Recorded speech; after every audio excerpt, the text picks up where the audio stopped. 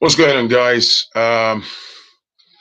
Welcome to another live session with your boy Phrankleen. If you can hear me, say hello. What's up, man? Morris Samuel. What's up, people? Hi, Phrankleen. If you can hear me, say hello.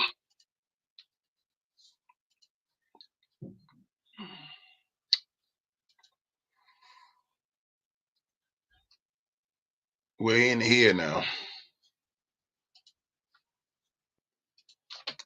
Nice one. Hi, you and the Western Goddess, Janet Morris. What's going on? Yeah, sorry about that. I was having trying to set up and was having a major difficulty with my hit the like button. Hit the like button, guys. I was having a major difficulty with my setup. I do apologize for keeping you waiting. I do apologize, man. So, Wode Maya is going to join us. He said to me in about 20 minutes. Okay. Once he's got the link to join via the StreamYard, I am here by myself at the moment, but as soon as he's ready, he'll join in the background and I'll let him in. Okay. So the title of this is self-explanatory. Maurice Samuel, what's up, bro? Thank you for the last your contribution the last time, bro. Thank you. I appreciate you. Send me an email, Morris. I need you to send me an email to my because I need to discuss with you, and I'd like to have you on again. Look in my description, you see my email address, foodchannel1960@gmail.com. We need to link up. Right.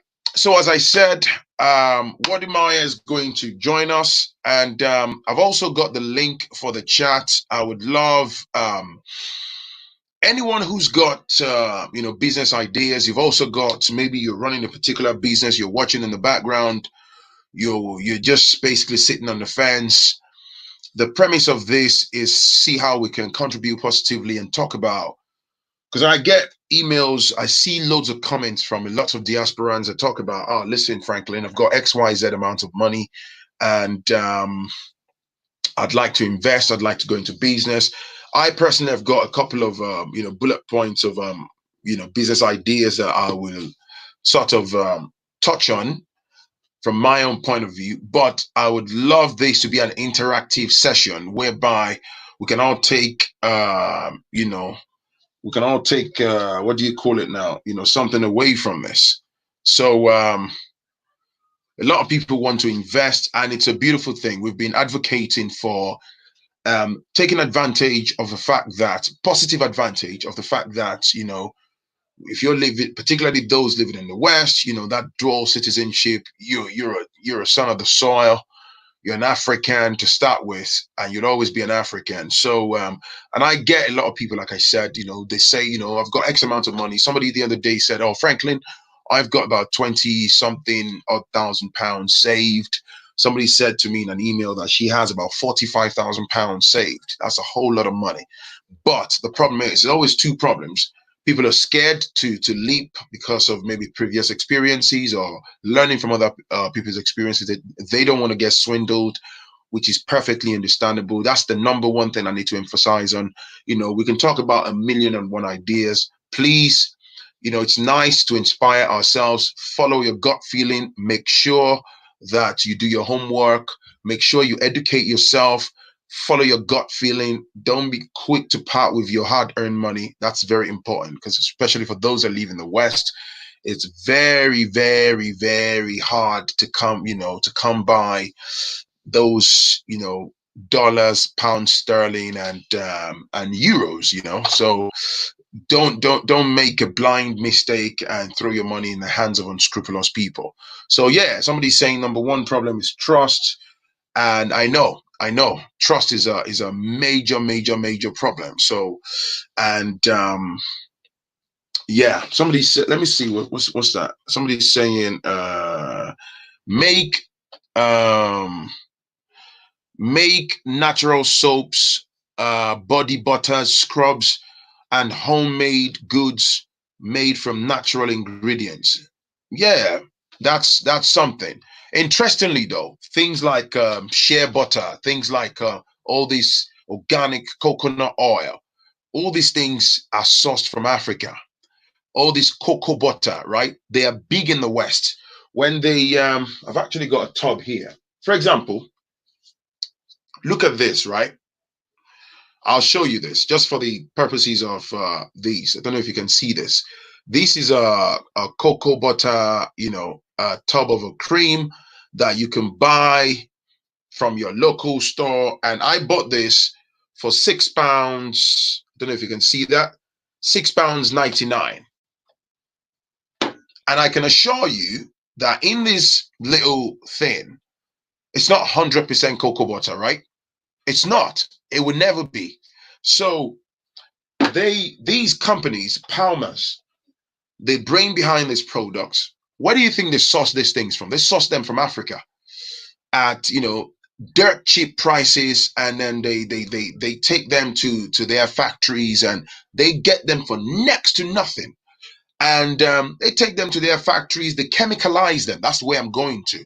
So when you see this, right, when you see this cocoa butter on the shelf and you buy it, it's not 100% cocoa butter. They would have, if you look at the ingredients, there's where is the ingredients, man? Let me see. There's quite a lot of text and stuff. Yeah, there's a lot of stuff, the theobroma, cocoa extract. It's even cocoa extract, paraffinum, liquidium, microcrystalline wax, theobromine, and the list goes on, man. A lot of chemicalized stuff. So you get my point, right? My point is a lot of these stuff are, they're manufactured in mass, and they would never, and for a very tiny fraction of that cocoa butter, they put that in that container and they sell it to us for top money, and you can do your maths. Top money. Even some of these shops that you find here in the UK that they tell you that they're selling organic XYZ products, they're never 100% organic, man. It's always chemicalized. So anyways, that's just an example, right? If you're watching, hit the like button. There's 94 people online. So I am going to put some at some point I'm going to put some put a link to StreamYard. I'm still waiting for Wode Maya to join us, but I will talk about a couple of things myself. I want it to be interactive, like I said. If you have business ideas, if you're running a business in Africa, I would love for you to chime in, within 3 to 5 minutes and tell us about, what's working, regardless of where you are in Africa, Namibia, Zimbabwe, Nigeria, Ghana. Let's talk. Somebody said, good afternoon. I use natural shea butter I buy from African shops or from someone coming from Africa. Yeah, of course, of course. Yeah, Palmer's is not black owned. Of course, I know. There are no surprises, man. It's not black owned. So I want to talk about idea number one, okay? These are ideas, and these are based on what I know to a reasonable extent. I'm not sat here as an epitome of knowledge. The premise of this session is to inspire, educate, and hopefully inform ourselves. Who is this, man? Benjamin, Wode Maya.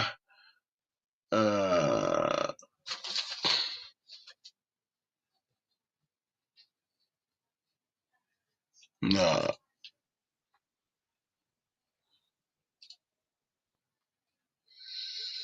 Right.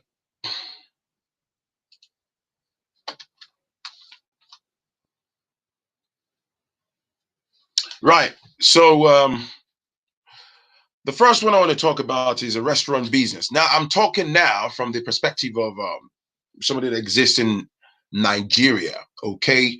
So I'll talk about that as I know, Nigeria from the point of view of Nigeria. Now, restaurant business.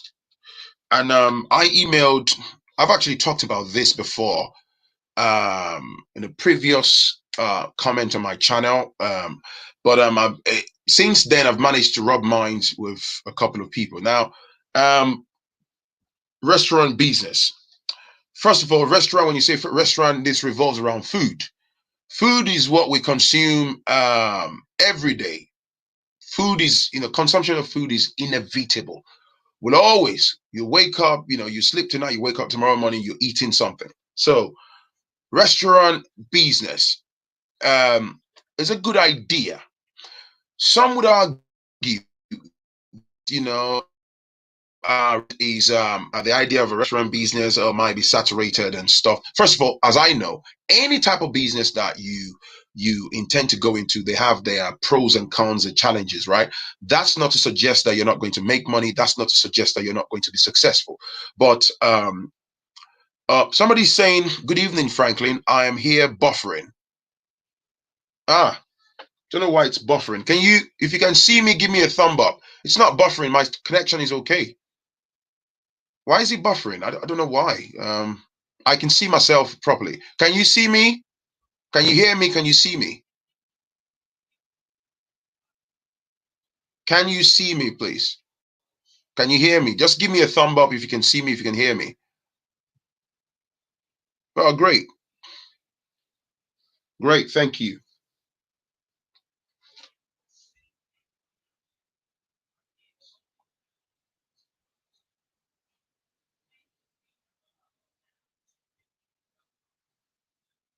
Right. Somebody's saying they're okay. Okay. Yeah, I'm just trying to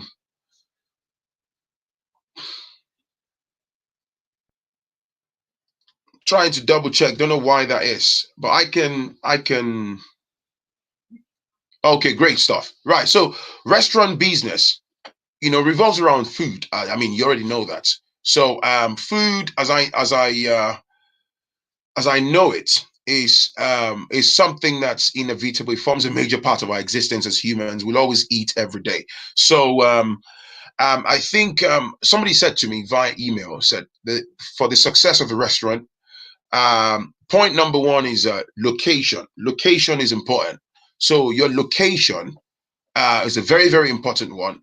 You also, that tied to that location is, who is your target audience? What kind of area, what jurisdiction are you placed in? So, for example, if you look at Lagos, there's a lot of high-end restaurants in certain parts of Lagos.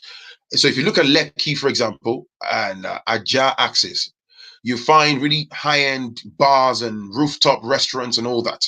There's a target market for a particular type of demographic.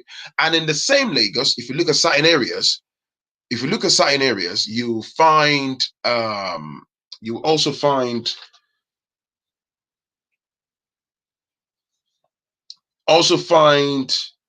restaurants that are not they're not you find restaurants that are not they're not high end, but they cater to they're catering to the demographic around them. They sell good food at affordable rates, and there's so many popular restaurants and food joints that have been all around for so long. So I think to put it quite simply, for a restaurant business, location location is very important. Your target customer, the type of people that will be coming into that business, and the type of food. So there are some that they go into street food. Street food, is totally different from the concept of a restaurant. A restaurant will probably have a bit more overhead, and you have more staffs and chefs and cooking and all that. Some people, you have the street foods whereby these are the quick ones that people can sit down or buy and just disappear. It depends on what your desire is. But for a food restaurant, from what I know, if it's a good location, you would do very well. You would do very well. That's not to say that the business wouldn't come with a degree of its own challenges. Somebody's asking, are there lots of foreigners living in upscale areas like Lekki? Of course, Lekki, you have Nigerians who are based in Nigeria, and there's a lot of expatriates, like somebody said, that live in Lekki area. There's a lot of them. So in that type of jurisdiction, you find the upscale type of hospitals, schools, restaurants and stuff. So if you're going to set up a restaurant in that type of area, and you really want to attract um, attract those type of people into your business, then there's a way you have to present your business to meet the requirements and the needs of. So all of these things revolve around doing your market research, investigating, and you know basically making effective use of the available market data, if that makes sense. So that's one. There's a lot more that goes into it. It goes beyond what I've just said. Okay, it goes beyond that. There's a lot more. It goes beyond that, man. There was also a booming hotel business in Nigeria, right? Hotels, in every nooks and crannies. Again, it's almost saturated. They're very, they're the top end hotel businesses, and you have the ones that you can pay maybe 5,000 6,000 naira for a quick sleep overnight and stuff, and all that. The only thing that I personally have as some type of dislike about the industry is I don't think it's properly regulated. There are a lot of hotel, and the reason why a lot of people jump into this business when they have a truckload of money is because there's money to be made. People are always lodging into hotels, dudes with their side chicks and all that. People do all that all the time. But the thing about the hotel businesses is they're not properly regulated. It's very good. It's lucrative in terms of money. The last time I visited Nigeria, there's so many hotels, and they are usually very booked, and packed. But one of the downsides, from my personal observation, is there are numerous hotels, and the maintenance culture is absolutely revolting. Okay, a lot of these hotel owners, some of them jump into the industry without proper knowledge. If they've just got money, they want to make money. So things like paying attention to the bedspread, the hygiene levels and stuff like that, the customer service and a lot of things, they really don't pay attention to it. So I don't think it's a properly regulated industry. I stand to be corrected. So that's why you find a lot of shite hotels, man. But if you use platforms like, I think, hotels.ng, and there are a few other platforms that you can use to sift through the trashy hotels and the good ones. You find the good ones too. But then if you do your marketing research, market research, forgive me, not marketing research, your market research, and do your homework properly, you'll be able to know exactly what the right approach to the business is. Yeah, of course. The due to the pandemic, that's it's affected a lot of businesses like Airbnb and hotels and stuff. Of course, you'd understand why. Due to the global palaver, that's ruined a lot of revenue for people. And yeah, so hotel business, again, location and your target market, right? So I believe that if you do it properly, you do your homework and you do your research properly, you should be able to do well.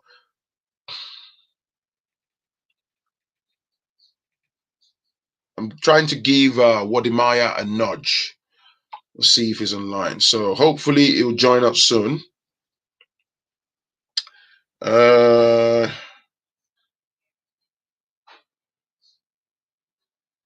right. So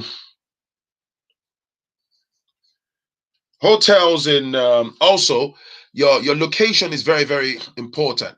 So, for example, if you're going to have a hotel within the jurisdiction of areas like Lekki and all the posh areas and stuff like that, there's a target audience for that type of areas, and in terms of cost, in terms of what people pay per night, will be a lot different, right? So if you're going to be in an area where you want to charge people like 20,000 naira per night, you want to charge people like 30,000 naira per night, so you should know that people would expect to get a good service. And but the truth is though, there are some hotel owners in Nigeria that they are very trashy. They have the audacity to ask you for like 25,000 naira per night, and then you show up and the place is abysmal. Okay, so if you want to go into we're talking now in terms of business. If you're going to the hotel business, you've got enough money to go into that industry, do your homework. Yes, it's capital intensive. Of course it is. It definitely is. You know, you need a location, you'll have to build and, you know, employ staffs and, you know, equip the place and, you know, put all the necessary requirements into the location. Of course, it's capital intensive. So I'm saying that, you know, I don't know who is watching. If you have that money, if it's an industry that you're interested in, just do your homework, find a good location where you are easily accessible, and hopefully it works out for you. Um, yeah, livestock farming. Livestock farming, you know, falls underneath how do I say agriculture in Nigeria, and also spanning across who is this guy, man? Talking about what about Nollywood? Kareem, are you this guy taking a piss, man? Mind over matter. Anyway, so like I was saying, livestock farming is also a good business, a viable business. It's a viable business. You know, falls under agriculture, like I was saying. Agriculture is massive. Livestock farming is massive. It's massive. In fact, interestingly, I'm going to do that in a separate video, right? In a pre-recorded video. There are, I'm not sure if some of you know, there are investments in Nigeria that you can invest actually in agriculture. And this is not business. I'm digressing. You can invest in agriculture and get over 35%, up to 35% return on your investments. These things are actually existing in Nigeria, and they are legitimate. There are platforms which I intend to share with you guys in a separate video, where you can invest your money. You can be in the West here because agriculture is booming, and you can invest your money, and farmers can, of course, you know, will use that money to plant crops, and, you know, and that investment, your money will be tied into that investment, depending on duration, from 6 to 7 or 9 months, and you get over 35% on, you know, on your investment. You buy per unit. As much as you buy, you know, you get an extensive yeah, it's a type of, you know, crowdfunding for agricultural investment. And yeah, over 35% investment. I'm gonna stick this in a separate video, but from the perspective of somebody that wants to go into business, livestock farming, livestock, piggery, having a poultry business. But please bear in mind, all of these businesses, you must be prepared to move to Africa and be at the front of this business. You cannot live in the West. And, you know, a lot of these businesses, they are fantastic ideas. And like I say, that's why I keep banging on about, you know, I keep banging on about, do your research, right? But if you're going to go into these businesses, you need to be on ground. You need to be at the forefront of affairs. You can never sit in the West and have a livestock business and have a hotel business and lean back and expect it to be 100% functional, expect it to be successful. They will run you down, man. You've got to be on ground. You've got to be involved in your affairs, if that makes sense. So, somebody's saying it's difficult to leave and go to Africa. You really want to go to Africa, you will go to Africa. It's not difficult, man. When you say it's difficult, it simply means you're not ready. If you're ready to go, you will go. If you say it's difficult, maybe you're trying to put money together, right? One of the reasons why most people are dragging their feet, or, you know, whatever, it's just money. It's always money related. Trust me. I can guarantee you 99.9% of people on the timeline today, if you have a bag load of crazy, stupid money, you're going to Africa, man. What are you saying? You have expatriates, you have the Chinese, you have the Pakistani, you have the Lebanese, you have the Arabs, you have all these people. They are leaving, not just living in Africa, they live like gods. And they are mad wealthy. They are making money on a daily basis. And then we Africans will say it's difficult to go to Africa. There's no difficulty. It's because, you know, people are worried about money. It's finance. If you've got a reasonable amount of money that make you move back, you will. You will do that within the 2 shakes of a duck's tail. Trust me. It's not difficult, man. It's money.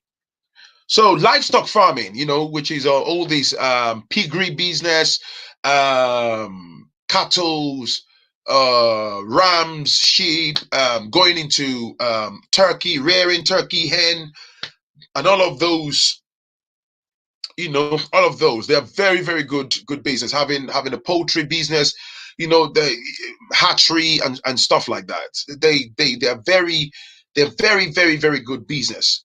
But you've got to be, yeah. Thank you, Akbade Farms. Catfish farming, rearing snails. They're very good business, but you've got to be on ground, be at the forefront. There is money, my brothers and sisters, right? And I'm telling you right now, these applies to me too, man. Africa is the place to be. Believe me, man. The West have fine-tuned their minds, so we are already most of us are mentally trapped to believe that the West is just everything about Africa is third, fourth, fifth class. The West is 100. Nah, man, that's a big lie. Africa has its drawbacks. I think we already know that. The amount of opportunity, the amount of money there is. Okay, let me tell you this. As we speak, there's already about third and fourth generations of expatriates existing in Nigeria as we speak. They live in their closely knit community and they're making crazy money. They live like kings. They live like gods. Believe me. Can these you're mentioning be applied to Cameroon? I had a video of you talking about business ideas. I find it difficult to put them. Of course, you know, you've got to let me tell you I'm only using Nigeria because I'm Nigerian by roots and I'm used to Nigeria. So I am how do I say, man? I can only use Nigeria. You know, I've never lived in Cameroon and stuff, but I can guarantee you that there won't be much difference with establishing things in Cameroon. Look, somebody's saying, Morris is saying 150,000 Lebanese live in Nigeria. You hear that? My wife does poultry. We day into arm together, even though I'm abroad and she did Nigeria. Nice one, bro. Bro, Martin Tech Martin, I'd love to have you on where you can talk to us about poultry business. It'll be nice for you to educate people. If you're still online, I'll share a link later on. You can come out and you know, come and talk to us about poultry business. Let people hear and learn. Believe me, there is mad, crazy, stupid money to be made in Africa, my brothers and sisters. The only reason, and see, it's lack of funds and also coupled with fear. We are so westernized. I've lived in the West for so long, and it's the same for a lot of people. And I say this with all love and respect, with all due respect. Yeah, we're so westernized. You're so your brain is so attuned to the Western way of reasoning that lots of us have been mentally whitewashed, that you see Africa like filth. It's the biggest lie. Believe me, bro. It's the biggest lie, man. So there's livestock farming and exportation of agricultural produce. So you can live in Africa and yeah, Wode Maya is on. My man, let me add him. Hey, hello. Yes. What's going on? You're right. Oh man, like I'm so sorry for being late. Really sorry, man. I gotta apologize. No, it's fine. It's fine. It's fine, man. I was already just talking to people. How are you doing? Yeah. So I'm all right, man. I was just talking about a couple of things, and I want you to talk as well. Yeah. Yeah, no problem. Yeah. So I was just talking about exportation of agricultural produce, which is a very, very good one as well. So look, for example, here in the West, we eat African food virtually every day. All the dried fish, all the ingredients you use for cooking and stuff. 24, all the gari, the cassava, the fufu, and the poundo, the semolina. The list goes on. All of these things are packed. They come from Africa and they sell it to us. They sell it to us. Okay, let me show you something. 1 second. I've nearly finished this. This is a bottle of ground nuts. Yeah. Now, if you find this here in the UK, this is just a very simple example. Here in the UK, some shops, they'll sell this maybe £7.99. Some even sell it for £8 because of the COVID problem going on. Yeah. This in Nigeria, if you want to buy this in Ibadan on the roadside from the groundnut seller, it's 150 naira. 150 naira. This is not even up to £1. So, and this is just from the road seller. So imagine if you get this from like the main source and you bottle this up yourself and you bring this to the West, there's money to be made. Exactly. So, and all of these groundnuts and all of these falls under agriculture, right? All of our foods, they fall under agriculture. All the things we're consuming. This is what I'm talking about. They are very, very good. Exportation of our foods and agricultural food. It's a good business that you can set up in. I recently had a gentleman send me an email. He watches my channel. He's based in Lagos. He has never been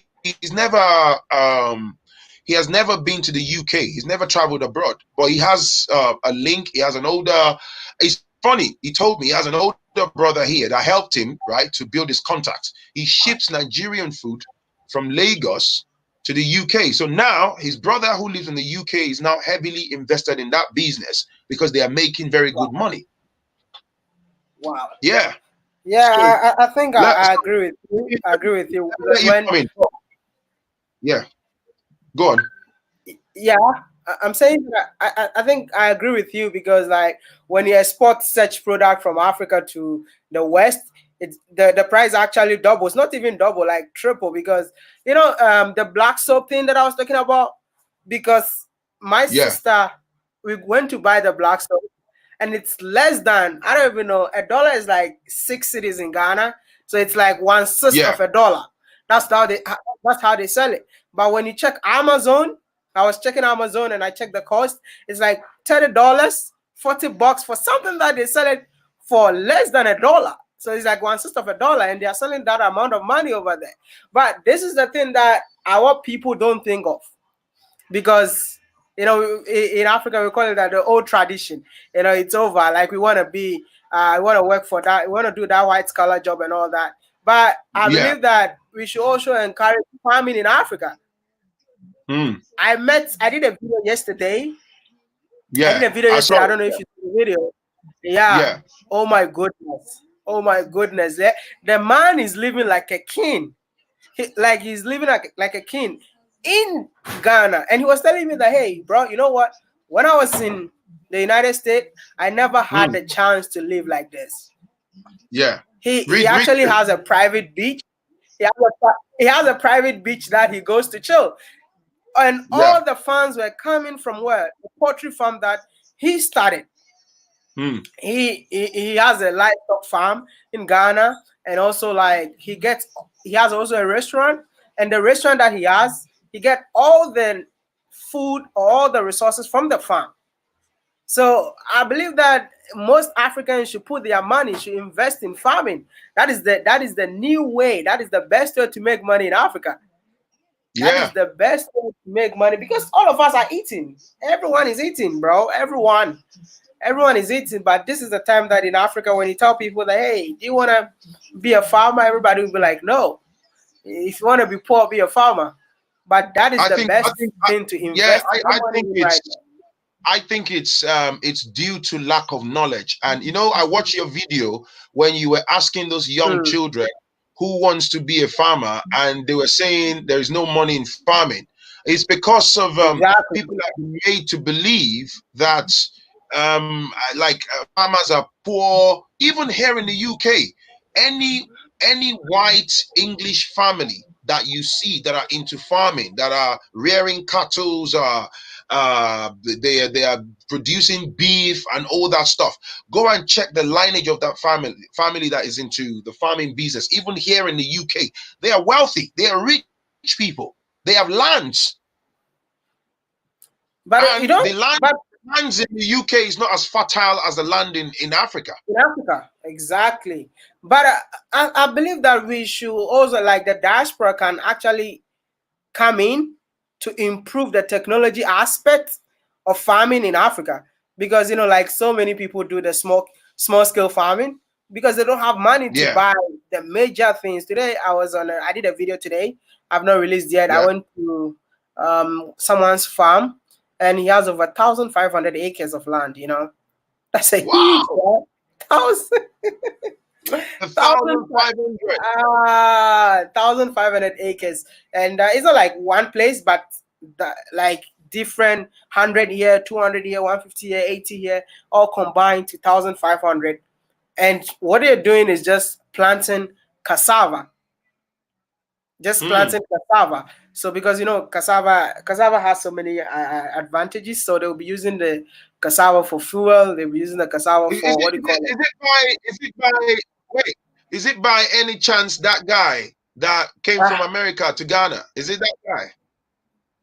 no, he's not. Is it the He's one? not the one. Another guy that I met today. That guy was in China. This one was in China. This one was in China, All and right, okay. then he came back home. But I think it's with the help of the government, because our government brought something we call one district, one factory. So if you have a good proposal, the government can support you. So that's how he managed to get Right. this project, and it's huge. I was there today. It was really huge, and this is what I'm saying. Like, a lot of us out there, especially the diaspora, should come and invest in things like this. And there's something that I've seen. Yeah, I don't know if you have noticed this. Do you know that in here, these small scale businesses that people cherish so much in Europe, but in Africa we don't cherish it? Like, small scale businesses, small scale, you don't need Mm, so much money to invest in it.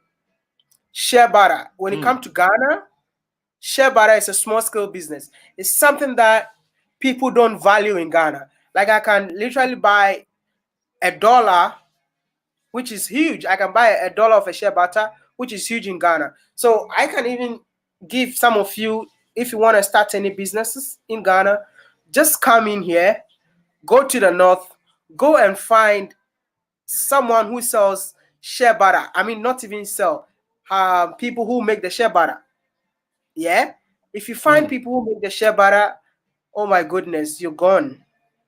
You're gone, because if check Amazon and see how much they sell shea butter. But when you come to Ghana, it's just $1. There's a girl in Ghana who has set up a shea butter company and is making a lot of money. I mean, she literally set up a whole library for shea butter. Can you imagine? Just a library, because she's a writer, and then she started that. So she set up a library where people come in to read about shea butter and also read about certain things. And right now is making a lot of money. So I believe that if you're out there, please, agriculture is the way forward, because in Africa they never taught us how to be farmers. But Mm. when we grew up, we realized that that is the new way. Can So we can you sort of I like the sound of this, but can you sort of have like 4 to 5, maybe you've talked about shea butter now, we've talked shea about butter, yeah, agriculture and stuff. You yeah, have shea butter. like three or four more ideas of just ideas that Africans in the diaspora can start to think about. They have to do their researches. This is what I was saying before you joined me. I was Yeah, already talking about a couple of ideas yeah. that I have. But just to throw something out there that can whet people's appetite, that will get them thinking, and they can start to consider. Because I had somebody send me email the other day and say, they like the idea of this movement to Africa and stuff. But some people would say, oh, Phrankleen, I have £20,000 saved. I have £45,000 saved, but I don't know what to do. Do you see what I'm saying? So that's the premise of these, session, that we can begin to have these positive conversations and discuss ideas that can then ignite people's minds, hopefully, and people can then use that as a sort of a framework or template in going forward. So what sort of 3 or so or 4 business ideas can you talk about briefly? Me, number one, I'll go From for, Ghana's Wi-Fi. no, I think the Wi-Fi is good. Can it? Yeah, number one, invest in Wi-Fi.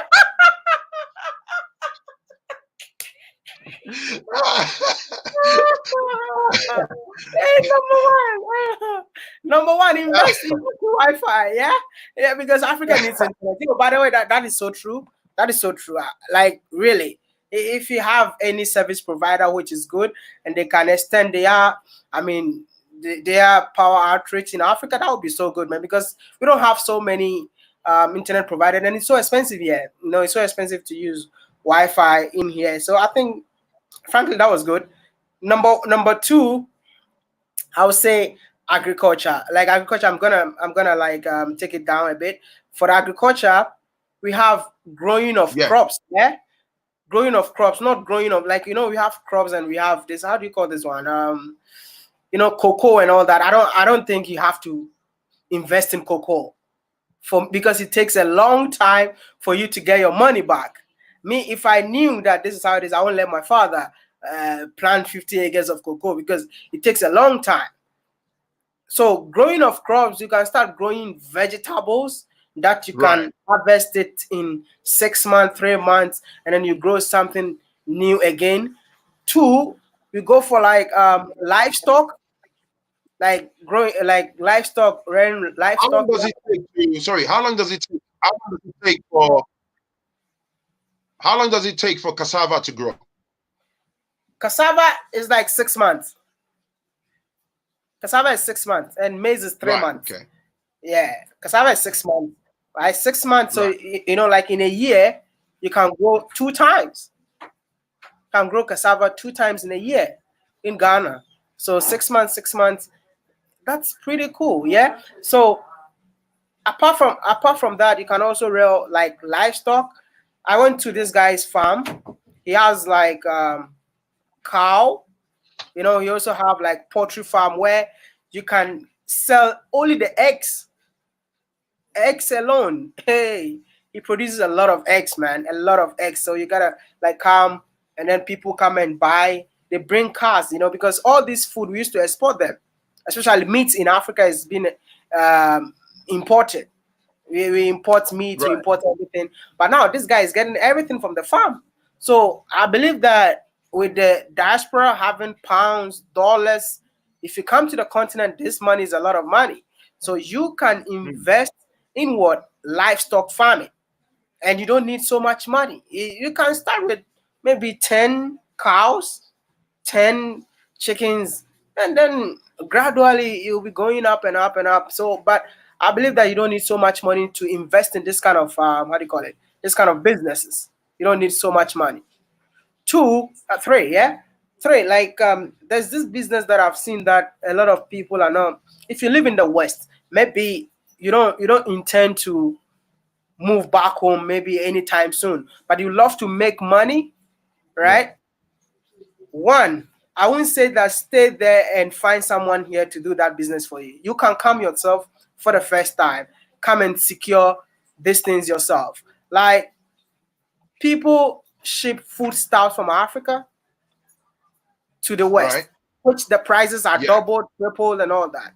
You can start this business because when I was in China, there's a friend of mine who was doing that, and she makes a lot of money. She orders things from Nigeria, like red oil, which was so expensive in China because you can't get red oil anywhere. So these businesses are businesses that maybe you can be in the West and still making money from wherever you are. So we can get it from Africa. You can get somebody from Africa to send you all these things. All you need to do is to give them the money, and they're gonna send it to you. So these are opportunities that you don't need so much money to start. Even students can start these kind of businesses. If you're a student and you don't have money and you want to start a business, these are the things that you can do. Somebody in the comment section is saying coconut oil. True. You don't have coconut oil there. You can basically order coconut oil from Ghana or wherever, Nigeria, they send it to you, and then you can triple the prices. So these are things that you don't need so much money, because I've realized that people were saying that before. I was telling people to establish factories because we don't have factories in Africa. Louis, I'm saying Louis, like we don't have factories in Africa. So I was telling people that you can do all these things, but you don't need to. If you don't have so much money to move here, no one is stressing you that come and stay here and all that. But I'm trying to say that you can do this, sell it there, make the money. Whenever you're ready, you come back home and start the proper business that you're looking for. The proper business that you're looking for. So basically, I will say that one thing that if you had money, if you have money, if you're listening to me and you have money, Yeah. one of the things that you can invest your money in is factories. Because in Africa, all of us are consumers. Like we just want to consume. We're trained to consume. And this is a situation that here in Africa, we don't produce clothes. We don't produce all these things that we use. No one produces it. No one, absolutely no one. So when I came here, I told myself that, hey, I wish I had so much money, man, because all that Africa needs is factories. Yeah. Like we got all the natural resources. Can you imagine that in Ghana, if you go to the northern region of Ghana, they have tomatoes, and Yeah. then they ship the tomatoes to Italy for Italy to produce it into what do you call it? A canned tomatoes, and then send it us back to Ghana for us to buy. If we can build a factory at the northern part of Ghana, definitely they're going to process everything there, and then everything will stay in the continent, and then we can ship it to them. But it's not happening. So, like I said, if you have money, you just have to come and build. Okay, somebody's even saying meat processing plants. You see, we Yeah. need factories that processes our natural resources or our Well, you know resources. when you say, when you say factories, it might scare some people that, oh, maybe I need like a huge amount of money to start. Okay, so No. me, there's a way I look at things. I like what you said earlier about like the shea butter and all the exporting food and things like that. So let's, like you were talking about black soap and all those things. If you, Wode Maya, was Yeah. going to, you're talking one-on-one with someone, and you're going to, let's even talk about small medium scale now, and you're going to advise someone and say, okay, you want to start with a bit of money, maybe exportation of goods and stuff from like Ghana or something. Like, Yeah. how much money reasonably would you suggest for the person to have realistically? I mean, they can grow bigger later on. That's different. But say somebody wants to start something that would be meaningful for them. Oh, if you have this a bit of money, this should cover A, B, C, D for you. And then from there you can fly. What do you Like think? the black soap, even $100 is enough. What would you get back with $100? Thank you. So with a black soap, like I'm giving all of you like the real prices. The black soap, a kg of a black soap costs, I don't know. Should I use my city? I don't know how. Let me use dollars. Let me convert it so that I'll be able Yeah, to. you use dollars, so it's Let easier me use for dollars. everybody. Hold on. Hold on.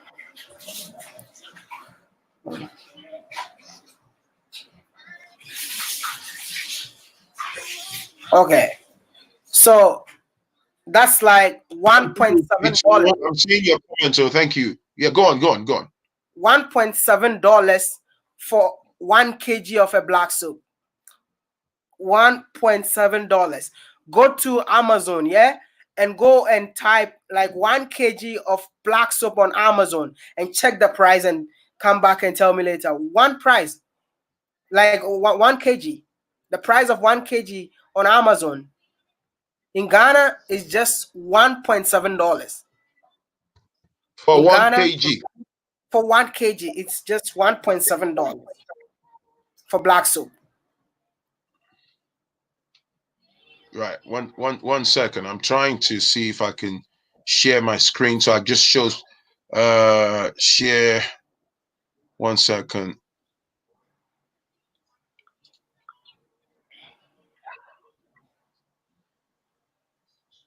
Oh, it's Chrome tab, Amazon. Right.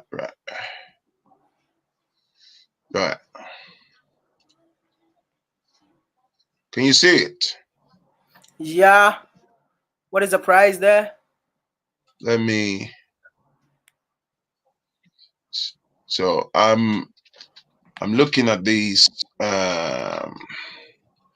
You said black soap, right? Yeah, black soap. Yeah, 1 kg. Yeah. I'm not even looking at. Oh yeah, look at this one. 1 kg here is actually, this is here in the UK. This is what we call duduosun. This one is from Nigeria. We buy it here as well. I think they're selling 1 kg here is about £8.76. This one, my God. do you understand me now? So Look at this one. Look at this one. This is African black soap. Like, okay, let me click on this one, man. This is crazy. Look at this one. African black soap. That's 14 pound. 14 pound. They're saying 14.95 for these package, 5 grams, but 1 kilogram is like 30 pounds. You see? And 1 kilogram in Ghana is just $1.7. So $1.7, you add what? The shipping price. That's the shipping cost, right? $1.7, you just add the shipping cost. Yeah. And like the shipping cost, imagine if you have, let me tell you the best way to ship things abroad. Like, you definitely need to get, we have people in here that travels every single time. Maybe in 3 months, every 3 months they go, maybe UK, USA, every 3 months. So you target these people. You target these people. So you give them, okay, I'm going to buy a kilo from you, or I'm going to buy maybe 2 kilos from you. Like a space, something like a space, 2 kilos in your bag, 3 kilos, 4 kilos. And then you buy in a huge quantity. And then they bring it to you. That's it. And then you sell it back. Look at that, man. You're saying, how much is it? This is crazy. How much is 1 kilogram in Ghana? 1.7, bro. Yeah, $1.7. Just imagine 30 pounds for 30 pounds for 1 kilogram here in the UK. 30 pounds. That is, man. And then, like, this is what people are not interested in. You know, our people think that, no, black soap, why would I go and sell black soap? No, you gotta make money. Because I've seen so many people are interested in buying black soap. When I was in China, I saw even Chinese people ordering for black soap. But I never knew that it's so cheap in Ghana. Because, you know, those days it's just your mom will buy black soap and you also use it. But when I did that video, I got to know the price of a black soap. I was amazed, man. I was like, wow. I need to start this business myself, you know. I need to start this business myself. That's man. And you know, it's just like shea butter in Ghana. 1 kilo, it's $1.7, including shipping. Okay, so when I did the inquiries about shea butter, from the north to where I am, 1 kilo. Okay, from the north to where I am, 1 kilo is $1.7, including shipping. Wow. The same amount of money. The same amount of money, but even the black soap is expensive than the shea butter. Check shea butter 1 kg on Amazon and tell us how much does it cost? Let me check, man. This is, man. 1 second. And some of our people don't even know this. They don't know because they don't want to give Africa the chance, you know. They don't want to give Africa the chance. You all should give Africa the chance. Start doing something small, you know. For me, I would say that doing this kind of businesses is the way forward than waking up every day and then going to sit somewhere, clean, and then sweep. I don't think it's necessary. Yeah, I'm on here now. So this is like look at this one here. This one here. This is a locally packed one. Shea butter, and yeah, One tub is £6.99, but 1 kilogram is £13.98. Just say £14. 14 And pounds. and for that £14, and I know you would get like a massive block of this in Africa, man. So basically, yeah, it's a huge beast. This is what I was saying. In fact, I was saying this earlier on before before you came on, which Wow. is when I was talking about. I was actually used this. Look at this. I use this as an example. This is cocoa butter, yeah. Here in the UK, it's not even real cocoa butter. It's they will, you know, you have a little bit of cocoa butter, it's chemicalized, and this is £6. This is £6.99 for this, and it's not even the organic stuff. And you have organic shops on the high street here that they tell you, oh, organic cocoa butter, organic shea butter, and they don't even give you the raw thing. They say organic, but they still chemicalize it. So that's what I'm saying. Yeah, we have all these Yeah. things in our countries, in our various countries in Africa, and then it's time for us to utilize it. I mean, invest your money in it. You're gonna get your Somebody's money back. somebody's talking about what about quality control and testing. Sorry, let me see. What about quality control? Quality control for shea butter. These are organic stuff, man. There's no roadblocks to these things, man. Trust me. People are already There is a making question. money. Check it out for me. Then highlight it for me. So Wode Maya? What about something? If I don't know if it's gone. Is Let me it? see. Yeah. Wode Maya? We do We, want to give Africa a chance, but we need a serious-minded, reliable people to work with back home. People that can take care of our businesses when you are not there. So this is the situation that I always say that you have to calm yourself. Maybe you can come for a month or two. And a mm, month or two, you would definitely get a right person. I know people who, I know in Africa, it's very hard to find reliable people to work with, but you can come yourself. Trust me. Just use 2 weeks, 2 weeks of your time looking for a reliable person to work with. You would definitely have one. You will definitely have one. You cannot tell me that not all the people living in Africa are not reliable. But when the business goes better, you can definitely come stay here for 2 months because you're not losing money. You're actually making money staying in Africa. So I believe that you can come and then find a reliable person to work with. somebody said something, man. Somebody's saying, I think that it is extremely important to know quality control tests and stuff. Don't get me wrong. I am not ignorant. I know what you mean by quality control.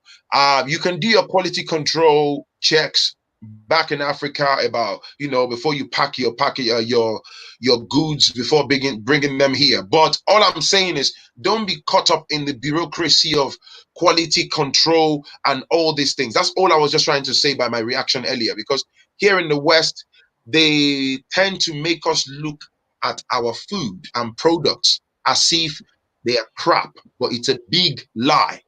That's why if you see a herb, on a natural organic herb from Africa, a medical doctor in the West would tell you it's nonsense. It's not certified, it's not regulated, but they're going to go behind your backs away from the view of you and I. They will use it to generate their own products, put something else inside, and sell it to you as drugs for hypertension and HIV that you would never recover from. It's how they do it. They regulate everything. So I know about quality control. Don't get me wrong, I do, and I have a great respect for it. But I'm just saying that don't be caught up, with that, with regards to selling your African products to the West, if that makes sense. Anyway, Yeah. go on, Wode Maya. So, Yeah. uh, Mhm.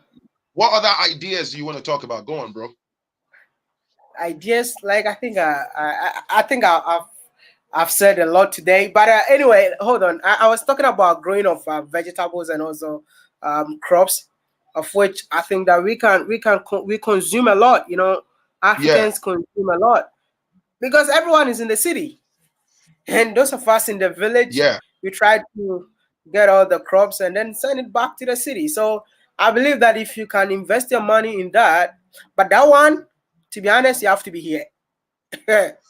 You have to be here Yeah, yourself. You have to be on the grounds. Otherwise, by the time you realize these people are not going to do the job, these yeah. people are not going to do the job. They're just going to eat your This is what money I and was. then This is what I was saying earlier before you joined. That I think one of the number one reasons why a lot of diasporans get put off with investment, and then some of them people just conclude. And I'll be honest, I put my hand up. Yeah, I used to be like that before because of the disappointment from when you try to rely on friends and families. Yeah, so I have then realized that no, the idea is not usually the problem.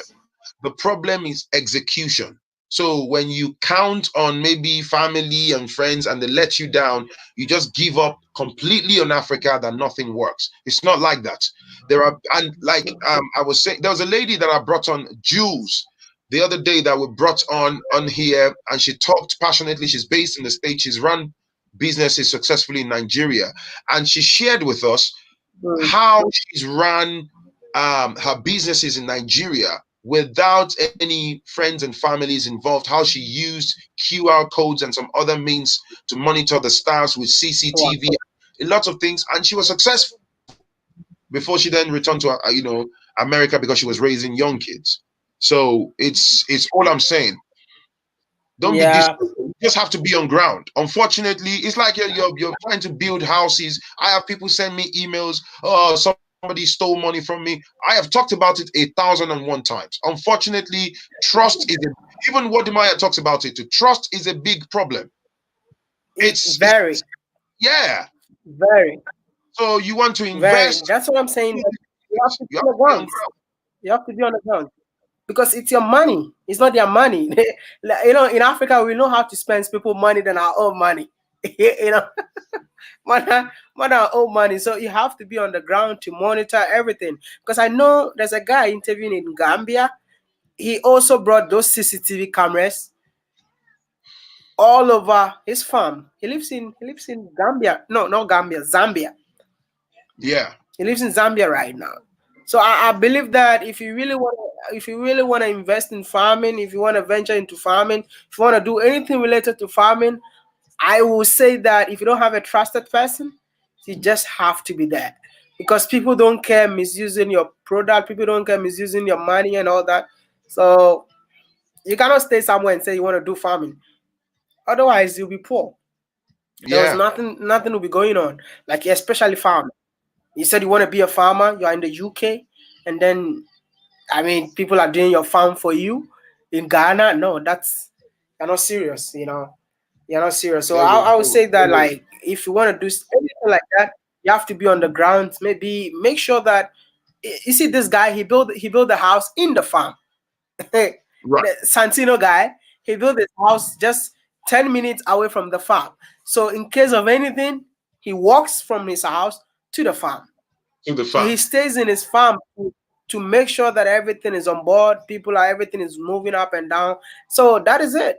You cannot be, saying you want to invest your money in farming and then you stay in the USA whilst you are not here. People are doing it for you and all that. Farming in Africa, you don't even have to do it yourself.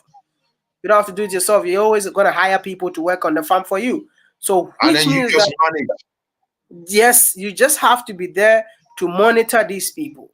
You have because let me tell you, when I lost my dad wasn't able to, my brother wasn't able to. How do you call it? Take care of the farm. So we had to find other people. Man, we found people, and by the time we realized these people sleep in the farm, but they don't do anything. Yo, is it my is hello, Franklin? Okay, can you hear me? Okay, good. So like these people were sleeping in the farm without doing anything. Then I told You're my breaking up. brother, yeah, is it okay Yeah. now? Is it okay now? Yeah, yeah, yeah. Yeah, yeah, Okay. yeah. So we were not there because my father was not around anymore. So we wanted to employ people. Yeah, the people that my father employed, they were working there. My father was no longer. there. So what we did was, but at any time we go to the farm, these people were selling everything in the farm. They were selling everything. The cocoa, we don't see anything. By the time we realized like everything is gone. And then I told my brother, something fishy is going on in this farm. You know, these Yeah. people are running away with the product and all that. Even normal plantain, they will cut everything and go and sell it. So what we did was pay a foreman, somebody who's going to take care of them. Now, when we did that, they said they're not going to work anymore. So we had to employ people from Togo. So we employed people from Togo instead of Ghanaians. We had to employ people from Togo, and then we had like somebody who's going to take care of them. They were all staying in the farm. So 3 people stay in the farm, working on the farm. And you know that if anything goes wrong, you need to look for the main guy. So since we did that, everything has been running smoothly. And maybe once a week or twice a week, my brother goes there to go check it out if everything is going on well in the farm. So I would say that farming in Africa, if you really give your farm to people to do it for you and you want to stay somewhere else, by the time you realize, you see that you'll be investing your money in it and you're not going to get your money back. Because Africans, I'm not saying that all Africans are like that, but you know, if the money is not ours, if the thing doesn't belong to us, we know how to misuse it.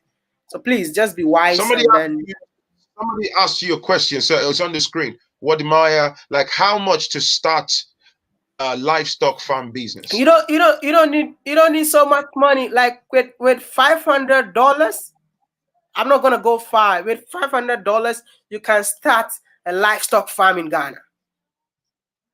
With $500, okay, $500, $800. That is when you don't have the land. Yeah, that is when you don't have the land. But in Ghana, you don't need to buy land for farming. The land for farming, you hire. I would say that you hire for like number of years. So like let's say 50 years. So 50 years you're gonna pay like one plot is like $100. No, not even $100. That's too much. Like something like Wait, so 80, if you want to hire to 100, if you want to hire for 50 years or something in Ghana, do you have to pay for the 50 years at once? No.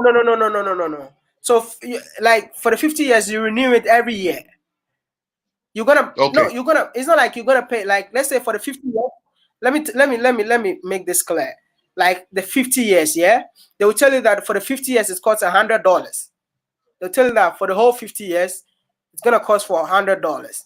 Yeah, but every year when you harvest your product, they will come for maybe 1/4 or 1/10 of the product. You can even go and give them some. Do you understand?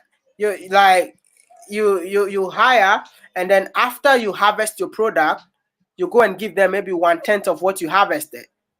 So basically, you can have the farm and do whatever you want to do on it. When you're done, 50 years, you can hand over. I've made my money already. I'm out.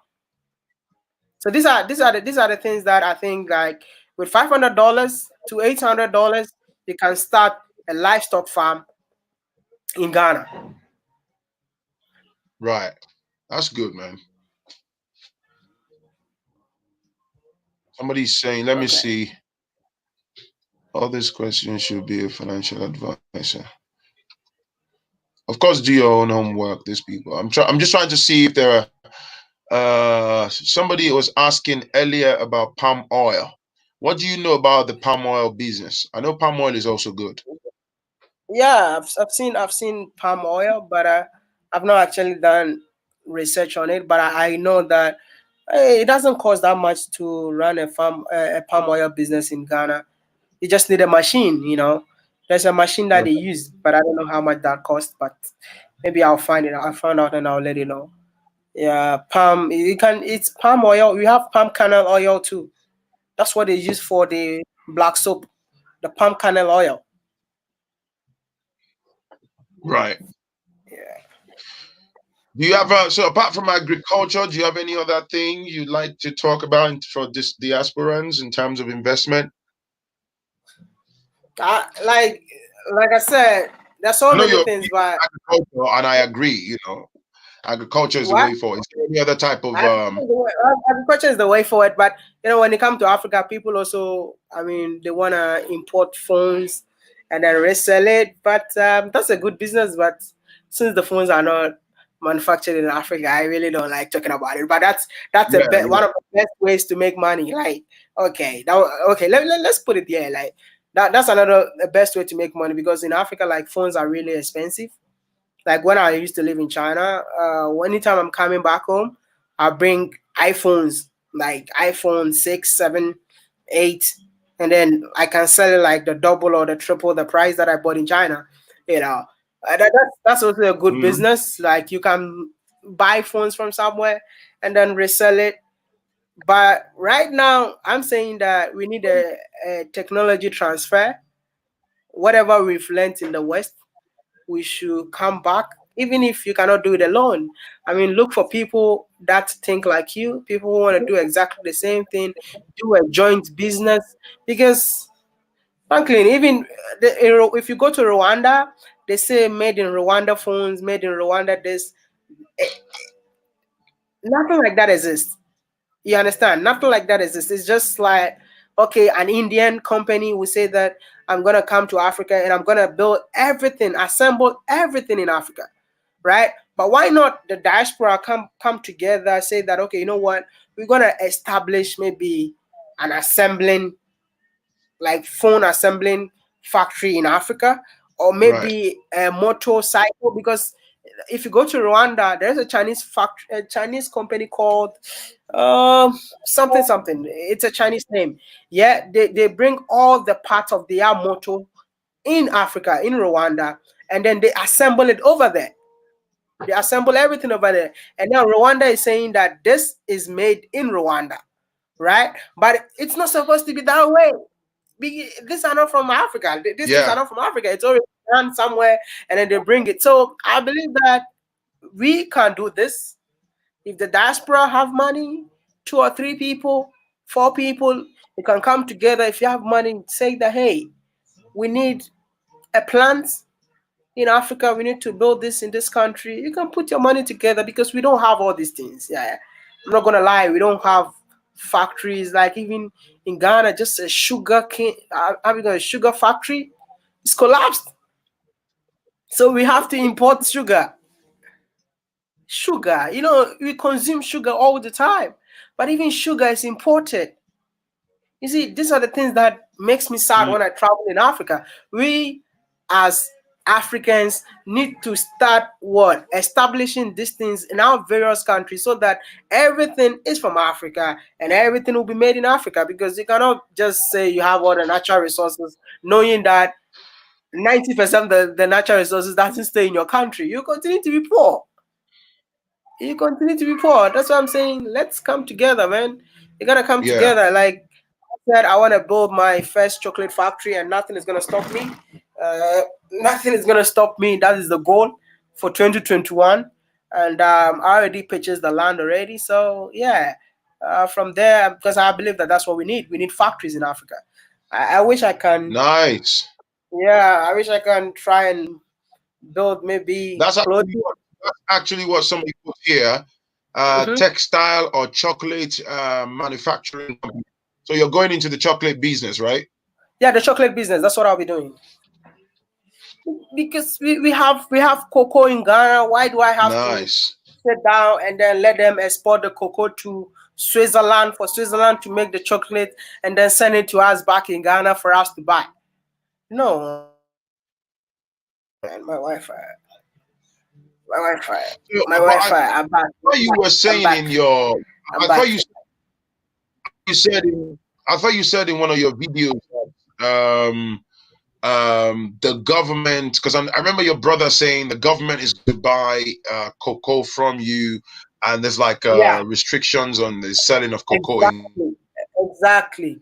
You so are cannot. they not going to stop you from wanting a chocolate factory in Ghana? No, they can't. They can't stop me, because like you can literally buy the what I read.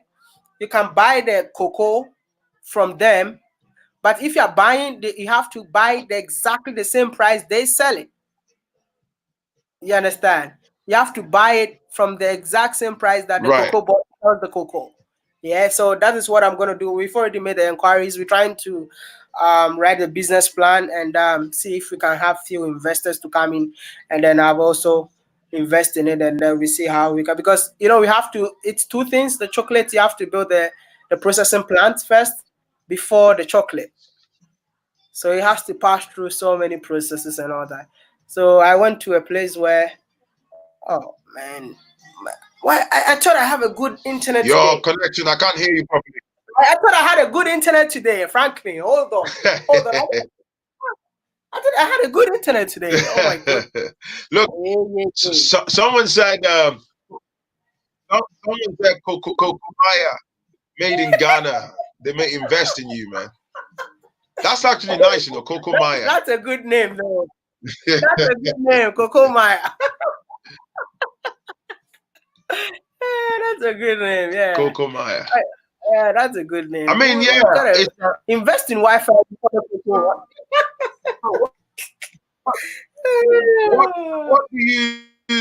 Let me ask you, what? Hold on. I think I need to change this. I was going to ask you, but what do you know I'm listening. About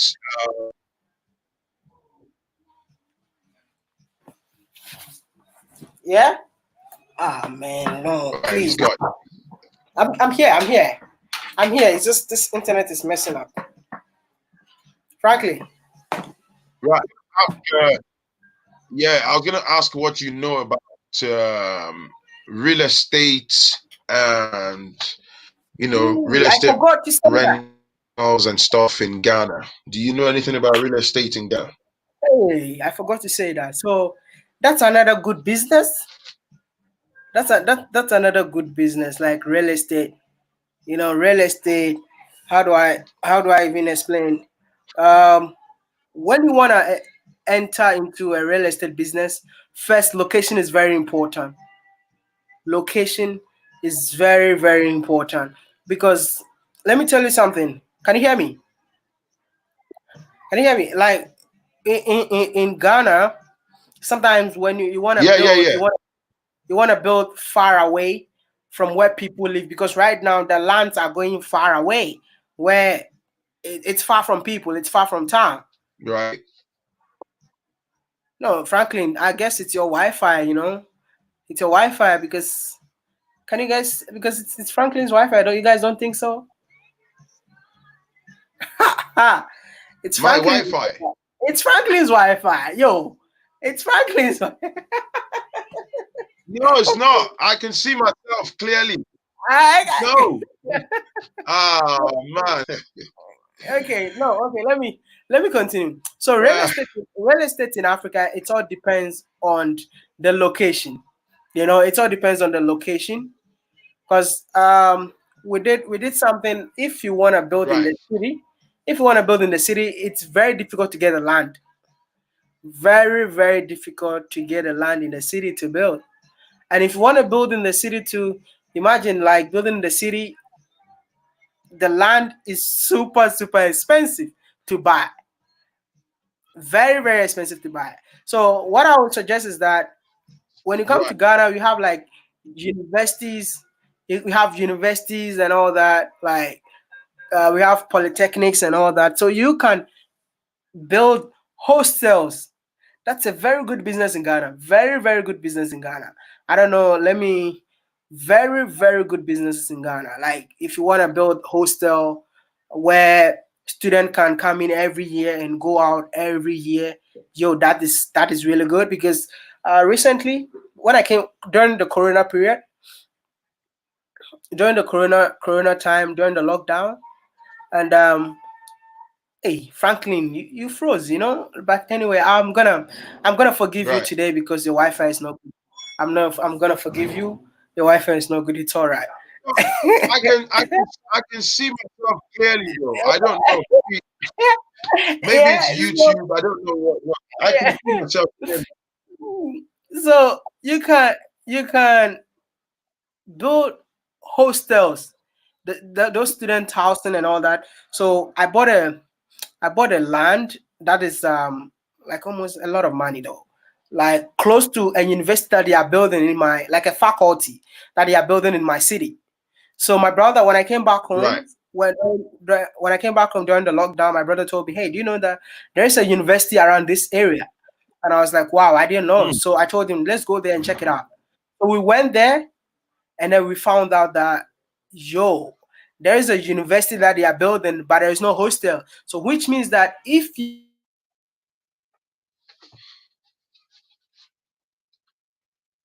it's my internet. I guess it's my internet. I guess it's my internet. Okay. Anyway, so I don't know what's going on, man. Maybe it's YouTube. Maybe I don't know, man. I I'm can see, coming back. Can you guys see me? I I can know. see, I can see you I clearly. I can see don't the network is bad, man. know. They Can they you don't hear me want now? they don't want us to be great. That's the thing. That's the thing. I don't know. Yeah. So I'm saying very bad. Oh, what my Wi-Fi is very good. Oh my goodness. Thank you so much. Yeah. Thank you for praising my Wi-Fi today. I love you so much. Yeah. Okay. So yeah. So what I'm saying is that, like, if you have hostels around universities, polytechnics, it's a lot of money, because right now real estate, if you build, you don't know, the location is very important. If you build, sometimes, like, I came here and I'm seeing buildings that are in the, how do you call it, they are there but no one is buying it, no one is renting it, and it's now waste of money Hmm. because of the location. Hmm. Real estate in Africa, you have to think about the location. You see, but that's what I'm saying, that it's better for you to invest your money in hostels, because you're gonna get money every year. You're gonna get money Yeah. every year. You're not selling the houses. You're not selling the houses, but rather what? Renting the houses. You're renting the hostel. So I just told my brother, yo, you know what? I want to invest in this. I want to invest in it. And then we went to find land over there. Oh my god, it was so expensive because of the university there now. So the land was so expensive. These people are saying, "Oh, they're gonna sell it this way," and it was like one plot was like over 200 and 500, $2,500 for one plot, just because of the university. So I told my brother, like, five, and I bought like five plots. I bought like five plots. Now, if this university start, because this whole area is gonna be very, very developed. So if you want to stay in that hostel, that's a lot of money. So I would suggest that if you really want to, like, enter into real estate, Africa, I feel like hostel is better than maybe building a house and selling it and all that, because those places, if you get a good location, that is good. If you get a very good location, that is really good. But if the location is not good, you might build and no one will be coming in there. But you should target hostels, polytechnics in Africa, because students comes in every year and go out. Yeah, 2,500 for a plot, just because of the location. But if Yeah. there was no university around that area, a place like that could have been maybe $500, even not up to $1,000. But now, since there's a university, or maybe there's a polytechnic, or there's any major factory over there, the lands goes higher. Like, where Ghana discovered oil? Ghana discovered oil in my area. That's where I live. So these are the places that, if you want to buy land for real estate, that is very good. If you want to buy land in such areas, because people will move in there to work and then go back to their Hmm. various countries. So if you Right. buy if you build houses around those areas, people will just come rent it 3 months, 6 months. By the time they finish, they go back. So these are the things. These are the things. So I will say that if you really want to invest in real estate, you should check about these lands and all that. It's a houses built by developers is too expensive for local citizens. Developers are always targeting people in the diaspora. Yeah, because even I've seen people who are building just for the diaspora, and it's so Yeah. expensive. Yeah. it's so it's so In fact, expensive because you they, know, you know, they believe you that know, the you know diaspora what's have funny? money. You know what's funny though? I'm and Yeah. I'm not not trying to condemn, anybody. I respect people's hustle and stuff.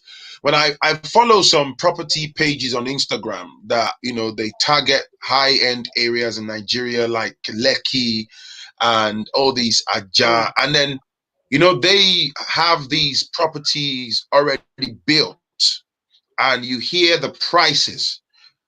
300 million, 450 million. Of course, that's not aimed at average True. diasporan or average person who's trying. Because I look at some of them.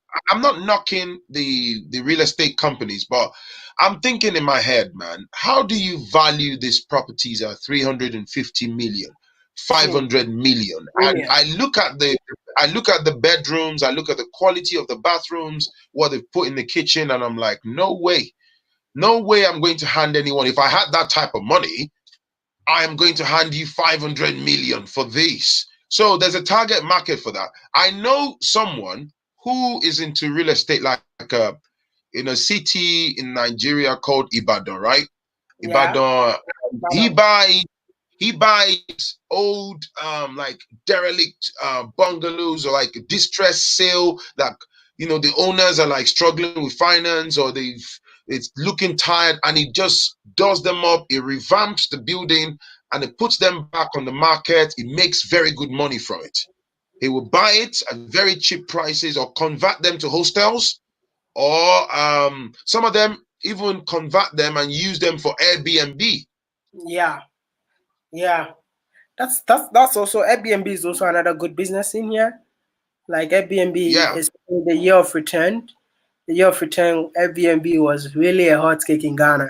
Like the prices were shooting, and you don't even have to. Yeah, let me say this: you don't even have to own a house before you do Airbnb.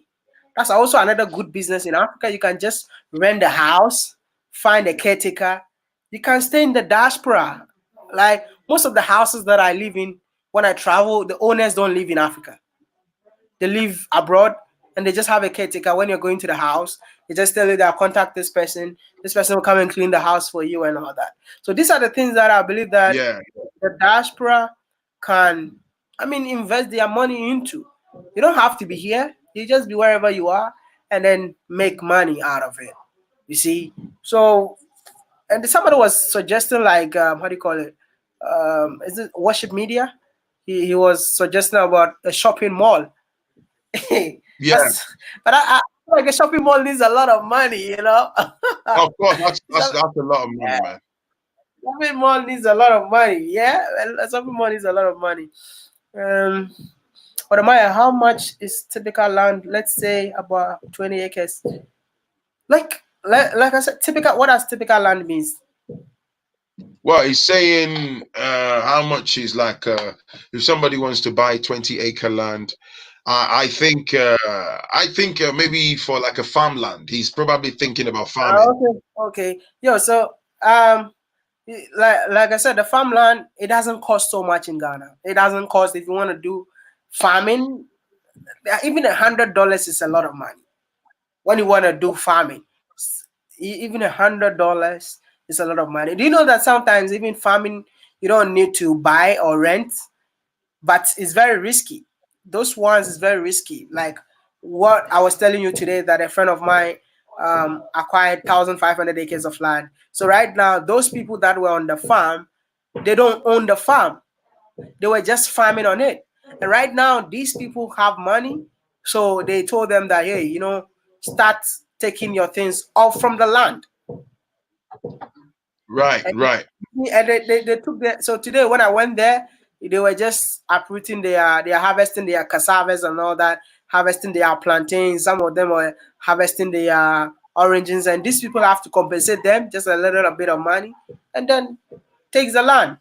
So when you're talking about farming in Ghana or farming in Africa, it doesn't cost so much money to own the land. But when you're talking about like building real estate and all that, you need to make sure you secure the land forever. You need to do all the documents and all that so that the land will be yours forever. Even your grandchildren will also come and own the land. So Yeah, this land, it all depends on where you are, the location. If it's outskirts, you don't pay so much money. But if it's in town, that's a lot of money. Or if your house is close to maybe an airport, or maybe, like in the city center, know Yeah. that you got to buy that land for so expensive. Like you can you can literally use that money to buy 10 acres of land. Something that you can buy one plot, you can buy 10 acres somewhere if you buy it outskirts of town. So that is how it works in Africa. Location matters. That's it. Somebody said I have been told the China CCP government purchases large quantities of African land, turn around and sell cheap to their people, inflating for the American diaspora. Yeah, these people buy our lands in large quantity. That's not news. That's been going on for a long time. This is why the campaign of we Africans need to get in and, secure as much as we can for ourselves and for the next generation. Because I think that the truth of the matter is, if you Exactly. apply the Exactly. approach So and if you keep if you running, are living, foreigners will take it. Mhm. They take everything, and it'll be too late by the time you think you're ready. Go Yeah, on, you're saying something. because right now all these people are buying the land. Yeah, I'm saying that right now, like I've seen China CCP government purchase large quantity of African land. So that's what they're doing. If you go to Zambia, they are buying the land and they're reselling the land. Chinese are buying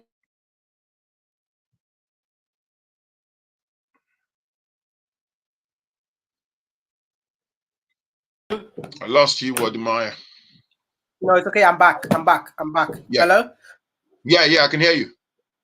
So what I'm saying is that, like, if you go to Zambia, Chinese are buying the land from Africans and then reselling the land to to Africans. They're buying the land and reselling the land to Africans. So which means that they're gonna earn money from it.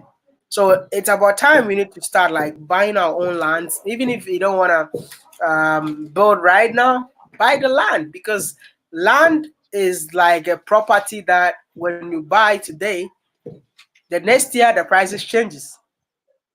Yeah, So I'm gonna tell you, like, yo, it's time. It's time. If you really want to invest in something, build anything in Africa, it's time to buy your land. Otherwise, by the time we realize we don't have anything in our own continent, because the people living in the continent don't care. They don't care. Oh. They don't care because they're gonna die soon. So they believe that they're gonna die soon. They don't care about you. But anytime you talk about it, Africans are like, oh, okay, okay. But this is what I've seen. And if you don't take care, by the time we realize we don't belong anything in our own continent. there is this one. I've heard a lot about Gambia and Nigeria, but is Ghana a good place to get started with a business? Would 10K be enough to start? Maybe 10K dollars. That's a lot of money. 10K in Ghana is a lot of money. 10K in Ghana is like 50, no, almost 60,000 Ghana city. Almost, no, more than, yeah, almost, yeah, like almost 60,000 Ghana city. And 60,000 Ghana city in our old currency, that was like 600 million. Is it 600 million? Yeah, 600 million. So when people hear that amount of money, 600 million, that's a lot of money. But it's all depend on the kind of business that you want to do. It all depends. You have to calm down. Let us know the kind of business that you want to do. But for 10K in Ghana, the farming business that I talked about, it can do a lot. It can really do a lot. You So can you can actually go into, like you said, you can plant cassava and all these things, and within 6 to 7 months of harvesting, or 8 months of harvesting and selling those goods, you make very good profit. What do you think? you will really make good profit. I think we should do this. Because I don't want to say something that I've never done. What are So you the best, thinking? What are you thinking? no, what I'm thinking is that I should talk to this guy that I interviewed yesterday for Yeah, maybe a live stream just about yeah, farming, to come and yeah. tell us. I think that would be a perfect idea, because I have not done it. It's something that I'm about to start. Right. He's even going to train my brother, You know, we talked yesterday What, because I want is it the guy that plants cassava, right? no, the Santino guy. No, Santino guy. Oh Santino. yeah, Santino. Yeah. I watched him. Yeah. Yeah, Santino. So I told him that I want to start this poultry thing, but I have no like any knowledge in it. And he's like, "Yo, do you have time?" As I don't have time because I still have a goal of traveling around. So, but I have a brother who is with me. It's like I can even go to your house to train your brother. And I was like, that would be amazing, you know. So, we'll be establishing a poultry, a livestock farm too. But that's Santino is gonna help us do that. So I think I can bring Santino here. Anyone who wants to do farming, you can ask Santino the question instead of me because if you Yeah, ask me man. those questions, it's gonna be like I really don't have. Yeah. You want to I know you bring? can Are do you? this. Yeah. Do you want to bring him to your channel, right? Any platform that you think if I should bring him here anywhere, it's okay. Even on my platform, I Yeah, can yeah. maybe I can host all of you on Let's the do that, platform. man. He's the one that I think he lived in. Is it Minneapolis, right, in the States? He lived in Minneapolis, America for yeah, many years, Minneapolis, yeah, yeah, for yeah, 22 years. yeah. He's the one. He's the Great. It'll one. be nice to have him, man, to talk about He's the one. agriculture Yeah. specifically. That'll be good. That'll be Yeah, good. exactly. So I think he'll be the best guy. He'll be the best guy to talk about that. So I can talk to him and see if he's gonna give us because he's always busy, like 1 hour of Right. his time to answer all these questions for us. I think that would be amazing. Yeah. Yeah. I think that would be Yeah. amazing. 1 hour, straight to the point, bang bang. That would It'll be be amazing. nice to share a bulk of helpful information. So all I'm trying to establish Yeah, here is because I believe for most diasporans, like I said earlier, a lot of diasporans really need that guiding light. They need that helpful information, that direction. Because information is power. You know, like what you're saying now. exactly. Information is king. Exactly.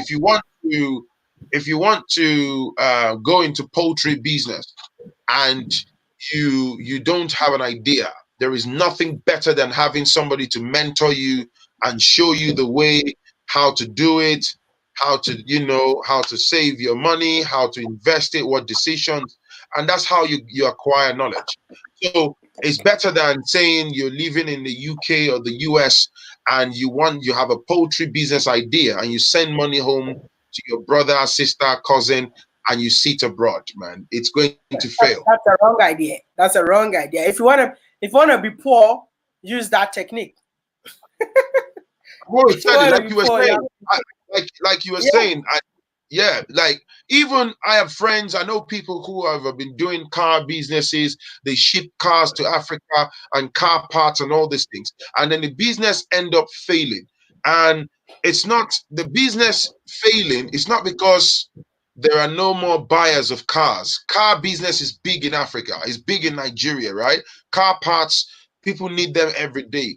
But the problem is usually the people on ground that take the delivery of your cars, that you ask to help you sell the cars. They sell the cars, they steal your money, they lie, they all sorts of layers of complexity, man. It's too much. That's why people get frustrated. They lose money, personal money, bank loans, and it frustrates people. I know someone who exactly. I know Exactly. someone who used to ship about 10, 12 cars at a time to Nigeria. When he started, he was making money. And then the people back home that were selling the cars, every time different types of lies. Oh, the custom stole the cars. Oh, armed robbers, these. And then he gave up, man, because it was too much debt. Wow. The Wow. custom stole the cars. It's always the Wow. executing on. Said you can't do 100 business. Even if it's one, you have to be on ground. Yeah. Even if Yeah. it's one, you have to be on the ground. Meanie Yeah. said So I that's even why we have I to have a physically. friend. I have a friend who was actually doing that. Who was doing that? He buy cars from the spare part from Korea and then send it to Africa. And then from there, he used that money to start a real estate business. And now he started a real estate business. And then now he built his own house. And he told his kids to leave America together with a wife to come and stay in that house to take care of the real estate business whilst he's still hustling in the United States to get all the money to come invest in Africa. So it takes time, it takes time. It takes time, but like I said, it starts from somewhere. Somebody said something. I like this. It said you need to start advising the diaspora to start farming a small group of 3, 5, 7, 9, 11 individuals around the globe. It's easy and less headache if more people join together. What do you think about that idea? Yeah, frankly, that's what I said. I think I've already mentioned this here. Like, Yeah, yeah, you gotta, you can't, if you think you cannot do it alone, because sometimes you might have the same idea with someone, yeah, but maybe you don't have the money or the resources to go do the thing. So you can start forming, 2 or 3 people. Imagine if you are investing in something, you have somebody also in Africa who is investing into it. You know that he brought some of the money and he also brought half of the money. So definitely you cannot run away with the money. yeah. Because it's something like a joint thing that you're doing together. So everybody can, play a part. Because sometimes if you go alone, unless you have a lot of money, if you want to go alone, that's okay. But I believe in 3, 4 people joining hands together to secure one project. It's good. Like, I feel like collaboration is the best thing to do if you don't have money, but you think you get people who think exactly like you. I think that is the best way. Yeah. Like-minded people. Yeah. Like-minded people. If you have those people, you're good to go. That's all I'm gonna say. If you have How people how that think how like you, soon? Right. How soon can you speak to that Santino man? I was supposed to meet Santino today to go to his farm, but I ended up going to another farm. The guy who has 1,500 acres. But I have Santino's phone number. I have Santino's phone number. And I'm going. Make that happen, bro. And I'd love to, have him on. Let's have him on and talk about, this business, Wode Maya, this agricultural business, man. Agriculture is the way forward. Let's have him on, man. You make it happen, and then we can. I'm gonna talk to him. And then I'll because Santino is like pretty busy. Santino is pretty busy because he got a lot of things doing. He goes up and down and all that because he's on the ground making sure that the farm everything is working. And they are actually extending the farm. That's why one of the reasons why I think I could even get him today, because they're extending the farm. So they're doing some constructions on the ground. So he told me he's going to be a little bit busy today. But if you tell him that a maximum of 1 hour 30 minutes, 1 hour for him to talk, and like the 30 minutes for questions and answers, and that's it. No problem. I'll talk to him. I think we should. This is what I've been trying to do. Yeah. What I've been trying to do lately is to get people who are into farming.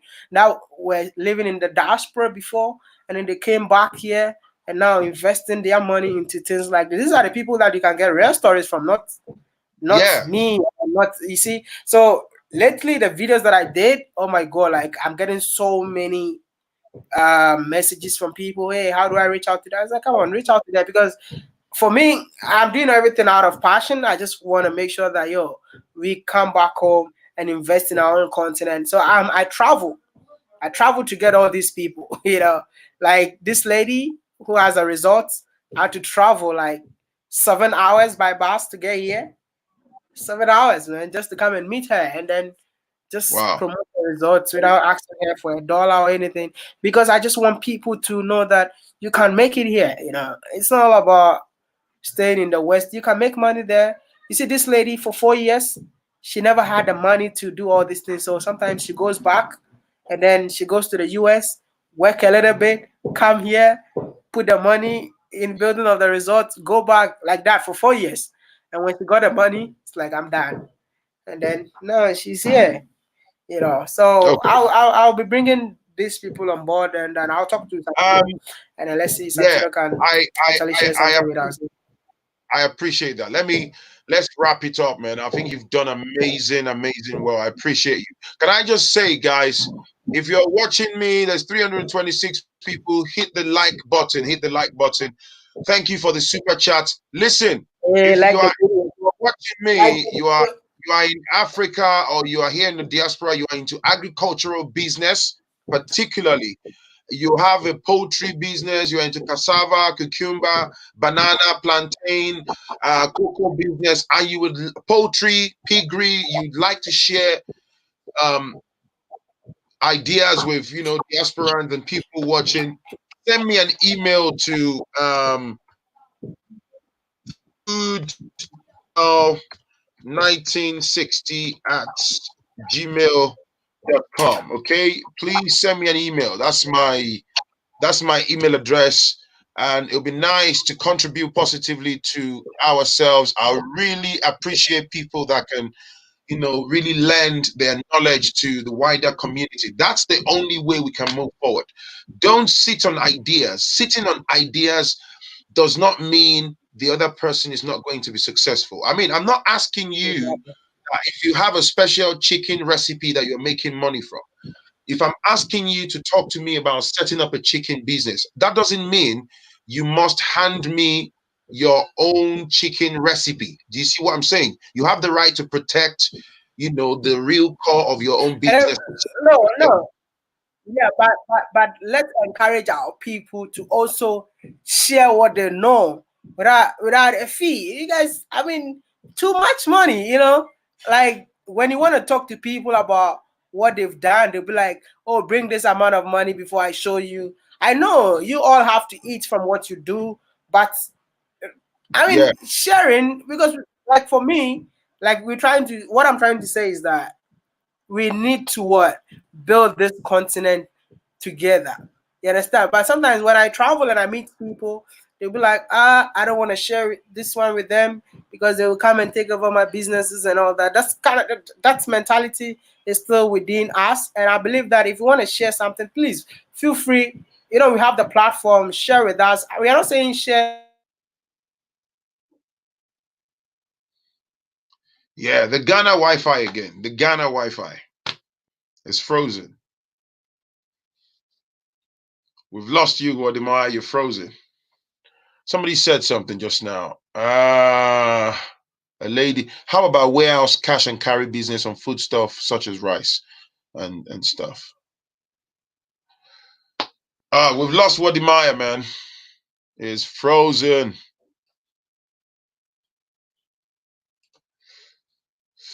Anyway, guys, I was gonna call it a day anyway. I've lost Wode Maya. It's not a problem. Um, that's me done for the day. Thank you for everyone that's super chatted, and thank you for supporting. If you still want to support my channel, um, you can do so by looking in the description of support via PayPal. You can support via Patreon. You can join my Patreon for as little as $5 or $10 a month. Or I've also got Cash App. You can Cash App and support. I will do my very best to see how I can bring more people on board. Yeah, Ibadan, Africa. I'll look at my email, my brother. Okay, if you have business ideas, particularly about investment in Africa, please get in touch with me. All right, get in touch with me via email, foodchannel1960 at gmail.com. Hit the like button, hit the subscribe button. Thank you for your time, and I really, really do appreciate you guys. Thank you to Wode Maya. Thank you so much, Wode Maya. Thank you. I appreciate you, my brother. Thank you, man. I really, really appreciate you for your time, for your knowledge, for your positive contribution to the wider diaspora community and African community. The only problem we have is the Ghana Wi-Fi. We keep praying for you, man. I'm joking, man. It's your boy Phrankleen. Hit the like button, hit the subscribe button, and I'll definitely catch you in the next one. Undefined Mind. My hidden gem. I see you. Undefined Mind. You know who you are. Love ya. Thank you, everybody. Titus Bitley, my brother. Arize and everybody else, man. Thank you for your contributions. Send me an email, please. Let me get your emails. Let's find a way to move forward. I like the idea of, can we come together and do farming and all these things together? We can do. In case you are doubting, how do I invest with people? We get lawyers involved. We have a contractual agreement, legal binding documents. Okay, things, a lot of us are educated, things will be done properly. So we cannot live the best part of our lives to be afraid or be scared. Is that all right? Somebody's asking, Phrankleen, do you have a website? I don't have one at the moment, but I'm going to have one very soon. But you can send me an email. I'm on Instagram at Phrankleen. I'm on Twitter at Phrankleen. Okay, and yeah, peace and love, man. I'm out.